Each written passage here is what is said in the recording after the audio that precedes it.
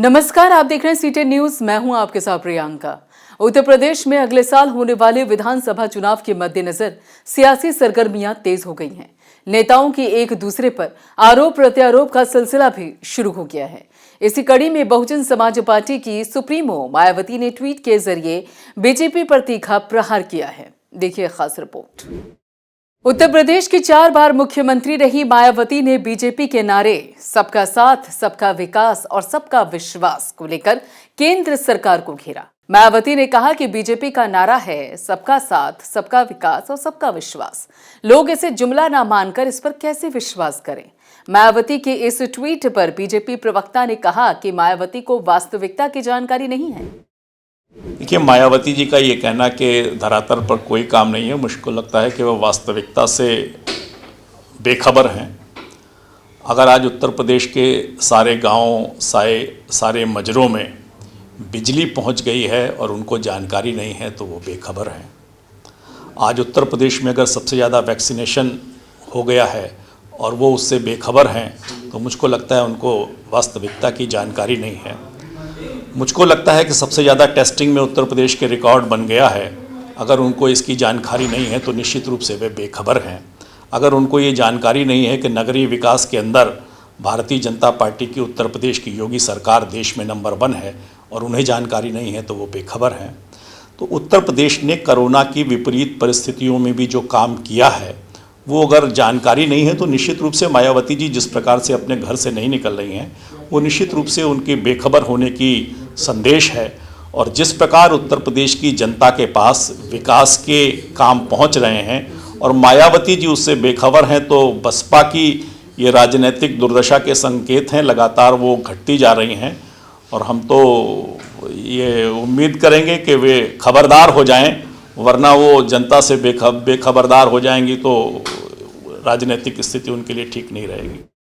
मायावती ने कृषि कानून को लेकर भी सरकार पर निशाना साधा और कहा कि किसान 3 कृषि कानूनों की वापसी को लेकर लंबे समय से आंदोलित हैं, आक्रोशित हैं।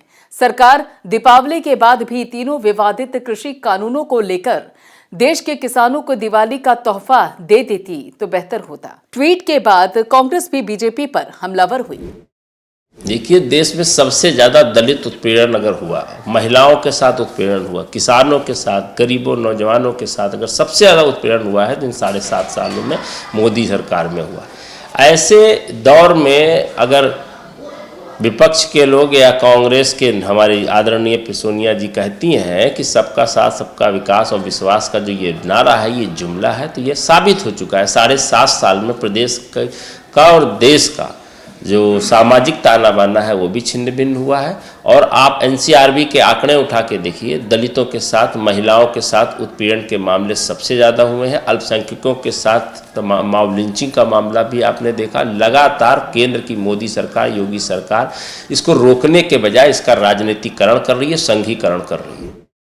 2022 विधानसभा चुनाव की तैयारियों में लगी सभी पार्टियां जनता को आकर्षित करने के लिए पूरी तरीके से जुटी हुई हैं। चुनाव के मद्देनजर पार्टियों का एक दूसरे पर आरोप प्रत्यारोप का दौर भी शुरू हो गया है।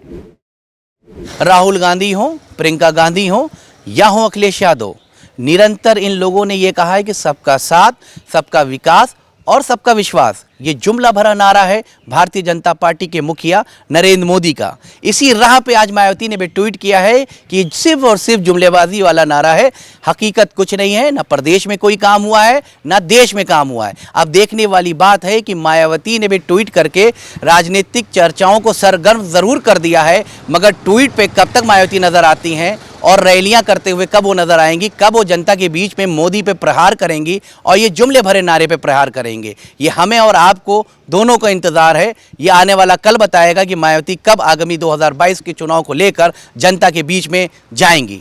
कैमरा पर्सन दीपक के साथ रजा अब्बास, लखनऊ, सीटेन।